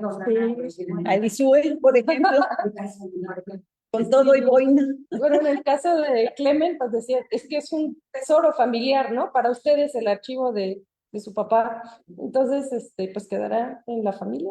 No sé, bueno, hemos platicado de eso, ¿no? Porque justo, comentaba Pero nadie se quiere mudar. volvemos a ver las fotos y nos volvemos A emocionados. enamorar. Ajá. Y bueno, darle vueltas. Mira, en mi familia todos tienen, hay fotógrafos, hay pintores. No, pero así no va a Hay haber. una gama así de actividades artísticas. Sí, ¿saben qué nos falta? Alguien de negocios. Pero a todos los aquí, que estamos aquí, nos falta. Nos falta alguien. Eso. La propia colonia de periodistas donde vive Clementina organizaron una exposición, ¿no? De fotografías de chatitos. Ahí y se presentó el libro y se vendió, pero sí, quizás ampliar el circuito para que se pueda difundir el trabajo. Vale la pena porque sí hay muchas cosas, hay muchas fotografías de periodismo. Alguien me decía, es un archivo muy lúdico. Hay cosas graciosas, hay cosas, Claro. otras también difíciles, ¿no? De entenderlas y todo, pero mi papá fue muy cuidado y pensamos que él, cuando tenía un día de trabajo que lo desgastaba, que lo conmocionaba, al final al final del día buscaba fotos de algo diferente, ¿no? Para sanar su espíritu, para tranquilizar Que se enfrentaban a cosas muy difíciles. Por eso un poco la asociación al principio funciona como cohesión, respaldo, les dan seguro de vida que no tenían, no les dan un espacio para poder aprender, jugar con los materiales fotoquímicos, pero finalmente pues la captan y se la llevan a una cuestión de un cincho de contención a favor del Estado, pero en el principio sí tenía un espíritu muy importante, ¿no? De sacar adelante y de proteger a los fotógrafos. Y yo creo que ajá, No sé. sí, Clemen. Hay dos cosas que yo recuerdo. Una fue cuando los periódicos como que empezaron con una euforia por las agencias internacionales. Entonces, los periódicos tenían cantidad de información externa y muy poco nacional. Entonces, limitaron a los fotógrafos que no tomaran tantas fotos. Entonces, yo creo que tenían la libertad y podían tomar las fotos que quisieran. Eso pues era un problema y mi papá tomó fotografías de los documentos, claro, de esa disposición. La otra fue cuando pusieron oficinas de prensa en todas las dependencias. Y mi padre estaba muy ofendido. Dijo, es que ahora somos boletineros, nos van a dar un boletín de prensa y su entusiasmo de salir a buscar la noticia. Sí, ahora también comentaban que ¿por qué no había mujeres? Yo lo que entiendo es que era un trabajo muy difícil para una mujer. Porque regularmente las mujeres, aunque trabajemos, tenemos hogar y tenemos hijos y es diferente. Pero, por ejemplo, cuando se accidentó el avión en el Peñón, en el Cerro del Peñón, se mató Ramos Millán. Blanca Estela Pavón. Pero fue en el Popo, ¿no? Fue en el Popo. Entonces, ¿cuál equipo? ¿Cuál protección para él? Pues con su cámara y a correr y a tomar lo que pudieran para llegar al lugar y tomar las fotos que pudieran. Pesadísimo. Cuando se quemó la Torre Latino, mi padre salió corriendo del Universal y corrió toda Avenida Juárez hasta que llegó a San Juan de Letras. Pero él era un hombre deportista, él tenía muy buena condición. Y entonces fácilmente empezó a subir las escaleras corriendo, ¿no? Pues al llegar al piso 40 y tantos, no sé en qué piso estaba el incendio. También cuando subió al camión, ¿no? Subió al camión con la cámara, digo, era como un resorte este hombre. Exacto. Entonces, para una mujer que son situaciones que de veras son difíciles, no era fácil que hubiera mujer. Y la otra cosa que me gustaría mencionar acerca del famoso Chayote. por estar muy mencionado y que me duele porque prensa chayotera y cosas así. Pero yo pienso en eso. Ellos exponían su vida. Cuando estaba el problema con el Partido Comunista Mexicano, las camisas doradas y las ligas de los choferes, mi padre gritaba a todos sus compañeros, cuídense de las piedras y los palos, las balas no las vemos. Les pasaban zumbando las balas. Y estaban ahí, no había telefoto, no había nada. Y había una oportunidad de tomar una fotografía. Claro. Mi padre ensalivaba el foco para que no le fuera a fallar el flash. Cosas así, o cuando estuve en el funcionamiento, oír los mouse, darle una vez a ver lo que está pasando y enfrentar toda esa situación. Entonces, si no se justifica, estaba instituido por el mismo gobierno. Una vez al año, me imagino que los invitaban, tenían que presentarles sus respetos al señor presidente y les daban un sobre. El trabajo periodista no ha sido bien pagado. Ha sido un gremio sufrido. Les dieron los terrenos para construir casas, sí, pero se pagaron. Sí, pagamos todos. Entonces, no fue que nos dieron facilidades, aunque los precios fueron relativamente económicos, todo. Un trabajo pagado. Claro. Entonces, hay muchas cosas que tenemos que ser bien cuidadosos en el manejo, porque no puedes generalizar. Hubo a lo mejor alguien que logró hacer muchísimas cosas, pero hubo mucha gente muy comprometida, muy dedicada a su oficio, de lograr crecimiento.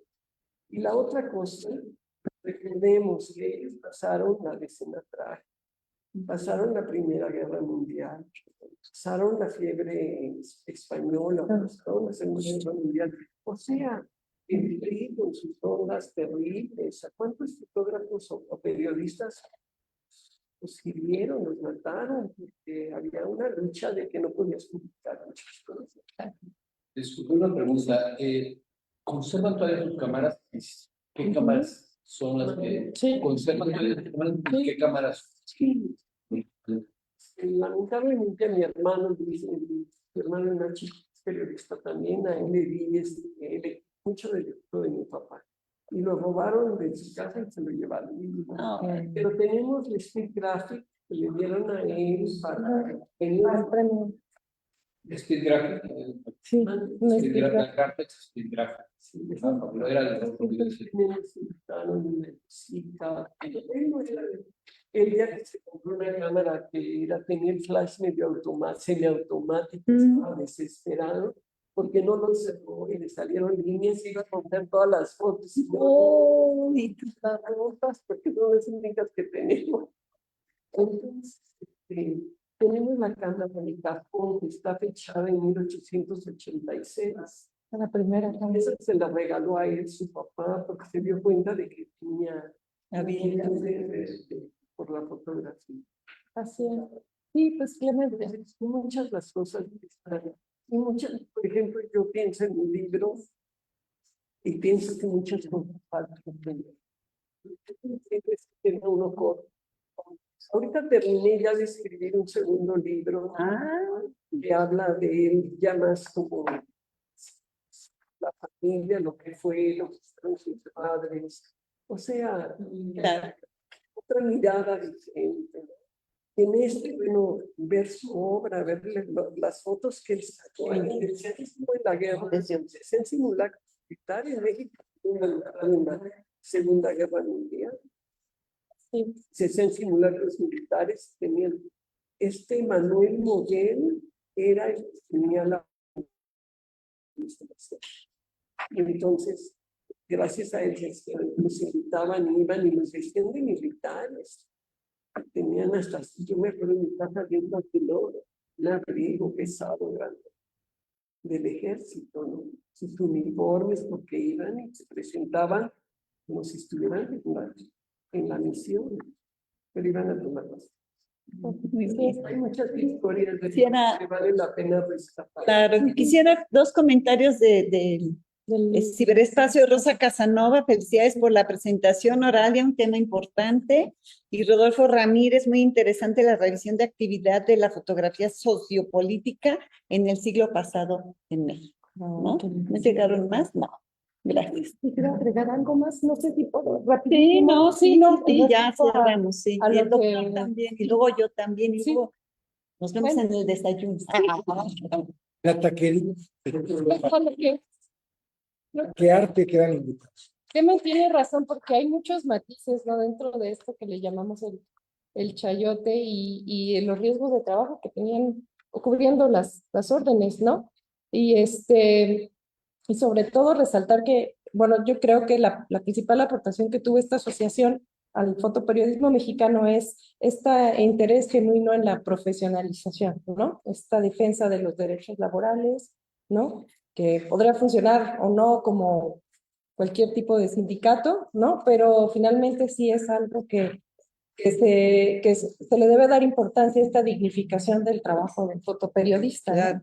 A lo largo del tiempo. Entonces, yo creo que esa sería la principal aportación de la asociación. Ujú.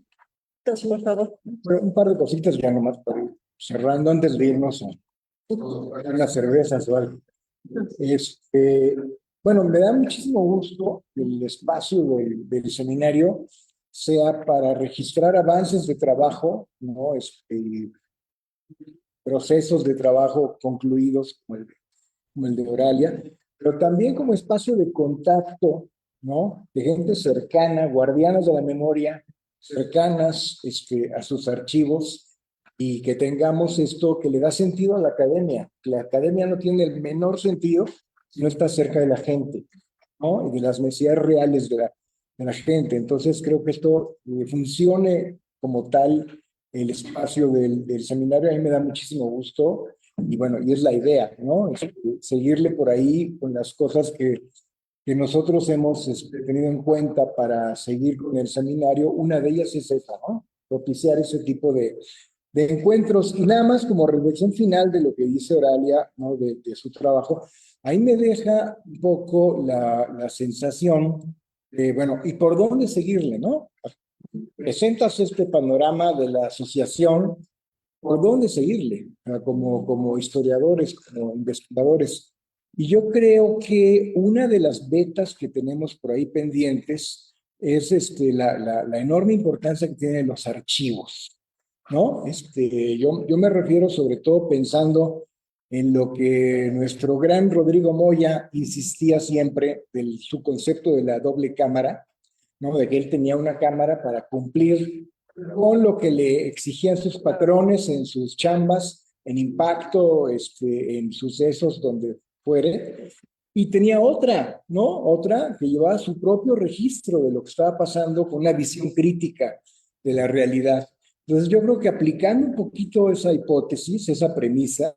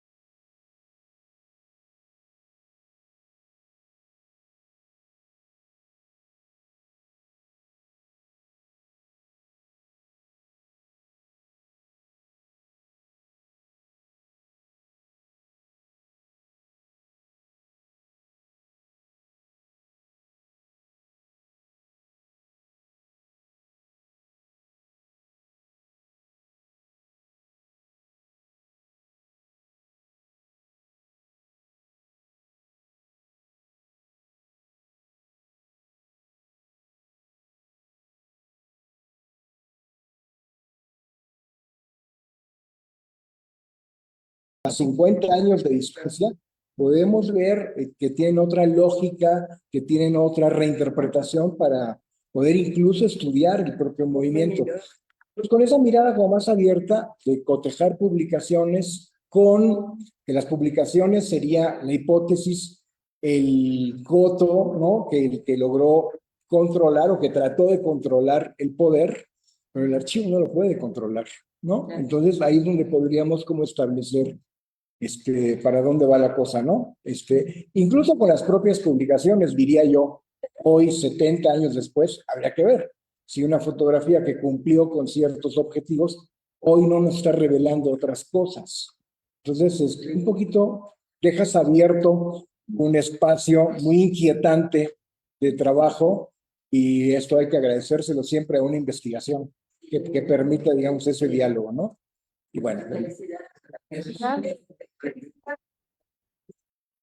Esta es una presentación que no académico, pero Dalia es una persona que está muy comprometida con la historia de la y con el patrimonio fotográfico. Es una archivista que tiene una conciencia histórica y Ándele. clara. Sí.